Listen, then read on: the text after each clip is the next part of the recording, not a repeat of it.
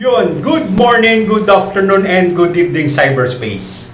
For this video guys, gusto ko lang sabihin na kung ano man yung pinagdadaanan mo, kung ano man yung mga lumipas na araw, almost weekends na or tapos na, panibago na naman, it's almost a Sunday morning.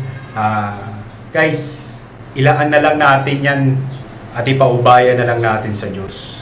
Kasi guys, on the first place, kung hindi natin masolusyonan, bagkus lalo pang lumalala, try to figure out kung ano yung pagkukulang mo.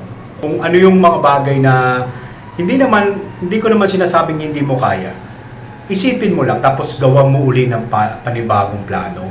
Then, kapag nagawa mo na at nalaman mo kung ano yung weakness, alam mo kung ano yung pagkakamali, do it again. But medyo may mga iibahin ka lang ng konti. Kumbaga, mag-adjust lang tayo ng konti kung financial problem man yan, kung sa pagsasalita man yan o sa mga bagay na hindi mo maunawaan at maintindihan about man sa business yan or whatever, try to create a plan A and plan B. So, kung hindi man maging successful yung plan A natin, meron tayong plan B na maaari nating isupport dun sa consequences na dapat na matagal na nating nasolusyonan. Think about it.